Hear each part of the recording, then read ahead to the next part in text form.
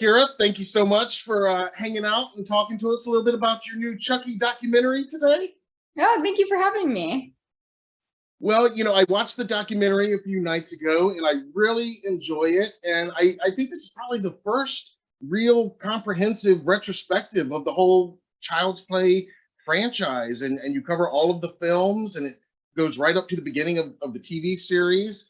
And but I love that you're also kind of telling two stories at once. You're telling the story of this franchise, but you're also kind of showcasing your dad, who of course is Tony Gardner, who's worked on all of the most recent Chucky films and so many of our favorite iconic films over the years. And in the third act, it really kind of takes a more personal turn, and you kind of step out from behind the camera, so to speak, and it really kind of becomes this touching portrait of your dad and your relationship with your dad and his relationship with Chucky and your relationship with the franchise. And so can you talk a little bit about when you decided to really marry these concepts and present these two stories in this one documentary? Yeah, the film originated as a short film that I did in college called The Dollhouse, but that running time, I only had 7 minutes because that was the school's rules. So it really had to just like tap into the family aspect because I didn't have much time to talk about anything really. And so when I set out to do the feature, I knew that that's the main thing I wanted to talk about, but it felt odd to not include a retrospect leading up to that point. So then it kind of took form as a retrospect, and that because it made more sense to have it be all encompassing and kind of like your one-stop shop for everything you could need to know about Chucky, whether you're a returning fan or you're just getting into the franchise and things like that. But it was really hard to figure out when I should insert myself into the documentary when it was a feature-length film as opposed to a short. In my short film, it's obvious from the get-go that I'm this filmmaker.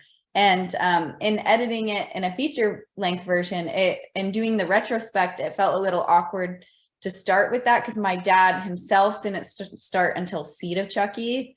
It was Kevin for several movies prior, so it felt odd to like be like, this is personal to me, but like not like from 88 to 2004, and then I'm like born and then my dad's on it.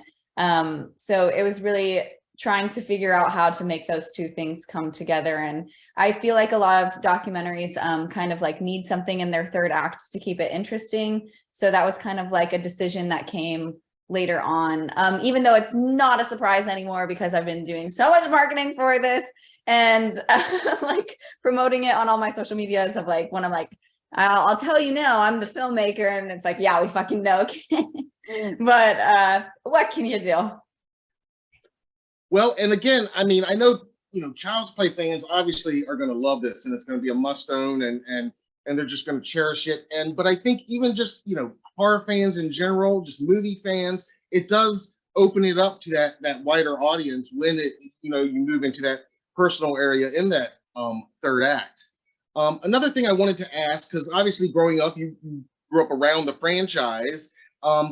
We're Halloween Daily News, so every day is Halloween, and we always want to talk a little bit about the holiday itself. So I imagine every day was a little bit like Halloween, probably in Tony Gardner's house growing up for you. Is that correct? Yeah. Weird random oddities coming home from work with my dad a lot of the times. He got less shy about bringing work home the older that I got. So occasionally, without warning, I'll just have come home from high school and there's like a dead body in the foyer. And you're like, okay, I don't know what movie this is for, but get it, Dad. And things like that. And then Halloween itself is like religion in my family. We have a Halloween tree, very Addams Family. We decorate it together. There's like snakes and skeletons at the bottom, and like a lot of Tim Burton stuff. And then Chucky is always represented in the decor. He and Tiffany sit at our like family's formal dining room table, and on the table is like eyeballs and fingers and things like that. And then on a silver platter in the middle is my dad's decapitated head, which is fun. That is awesome. That is awesome. I love it. Yeah, because that was going to be my next question is, does your family go big on Halloween? Like, I would imagine they may, and it sounds like that's our answer there. I love it.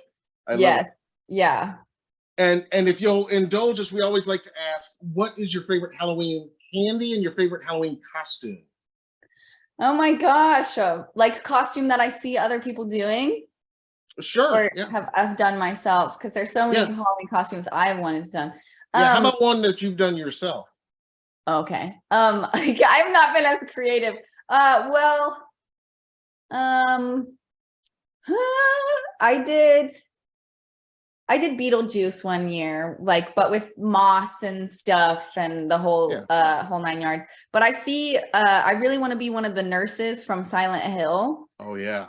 Yeah, and I see a bunch of people at like convention stuff being Pyramid Head. That's really cool. I like that. And then as far as Halloween candy, I don't know. There's like obviously because like Reese's Pieces, they just put out like their Halloween Yeah. version. I don't like candy corn. I wish I Yeah. did. Yeah, maybe the caramel apple. I know they exist not in Halloween, but the caramel apple lollipops are like they hit different during fall.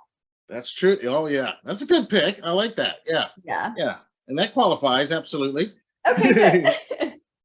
Awesome. I love it. I love it. Now, again, back on this documentary for just a minute.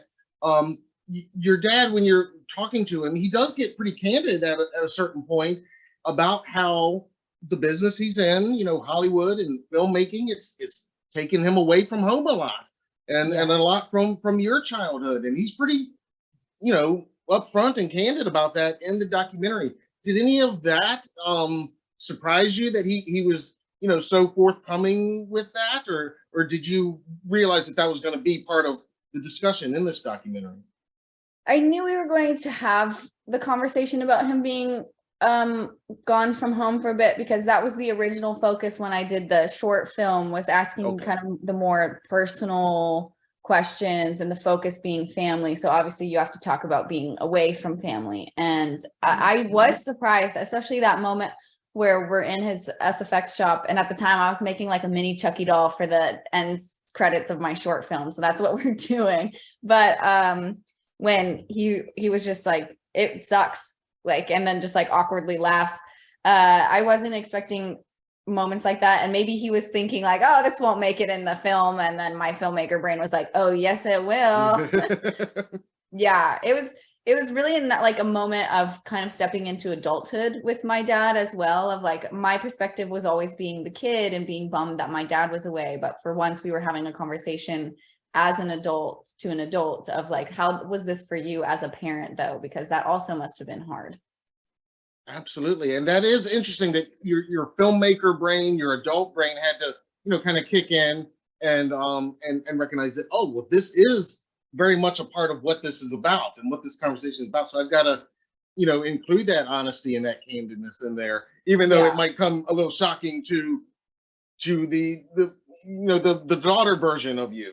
Right. And also like, then you're also bouncing the line of like the person also being in the film industry now of like, maybe that's not a positive thing to say about your job, but it's the truth. And we don't talk Yeah. about it enough. Yeah. Yeah, absolutely. And you talk to some other people in the documentary about it, and they get emotional too talking about it. And I mean, it really goes there, and it's great that it does, I think, because like you said, you don't talk about that a whole lot. And there are sacrifices that are made in this industry that it takes to be a part of these iconic projects sometimes. Yeah. Yeah. I was shocked, like when David Kirshner said, like, nobody's asked me those types of questions before. And he's been in the business for so long as well Yeah. as a producer. And I'm just like, we care. We care about Yeah.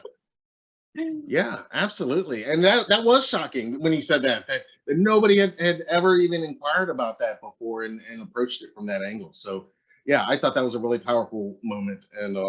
And yeah, I really enjoyed the documentary. Now, and you spend a few minutes on conventions and kind of giving the conventions some love and the fandom that has kept Chucky around for so long now.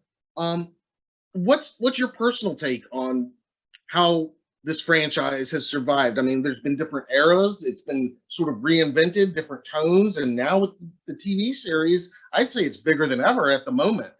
Yeah, a big revival, Yeah. resurgence, because the last two movies were direct to DVD, which is like, again, the fans keeping it alive, because them watching those things, even though it didn't come out to to theaters, the dedicated fans wanting to support and loving the franchise, that's what keeps it alive. So that was important to me to include the horror fans at some point, because it's like many horror films, especially indie horror, but obviously Chucky's a full-blown franchise. It's the fans that keep it going and alive. So it was important to talk about them and use actual pictures that people submitted to me, which was so lovely. And yeah, it's a franchise that it's always learned how to adapt to the audience, like really taking the horror community's like input. Like Don's never shied away from the LGBTQ thing, and I'm glad that he never like came back from it. After Seed, it was still something that got incorporated. Like Curse, there were still, there was like some bisexualness going on, and it's obviously in the show now as well at the forefront. But like listening to the audience of like, okay, Seed was a little too meta and funny, let's try to go back to being scary. Oh, people really liked that, let's keep going forward, but see how we can take it to a new chapter. And then the TV series itself is just bringing it to an entirely new generation. So while still appeasing older generations by having Alex Vincent and Christina Elise and Fiona Dourif and Jennifer Tilly. So it's really been thoughtful in order to keep it going. Absolutely. I agree totally. And I'm a fan of the show. I think it is some of the best Chucky content that they've produced, honestly. I love it. And that's my final question. Are you going to do a sequel to the documentary and talk about the series now that, the series is going into season 3 now? And can we look forward to a Living with Chucky some more or something? Living with Chucky more. That's a really good question. I thought about it. Man, I would do it because now that I know how hard documentary filmmaking is and how to actually do it the right way now. Yeah.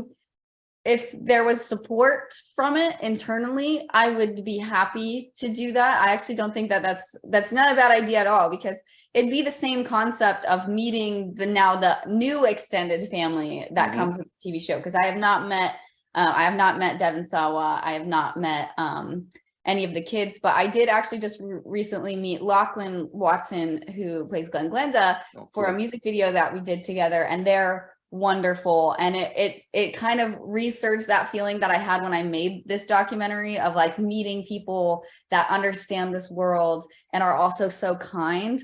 So I would be intrigued. They are going to film. My dad leaves in like 15 days to go for season 3. And I do plan on going and getting some interviews with the puppeteers, but you might be onto something. Awesome. Something to look forward to then. I can't wait.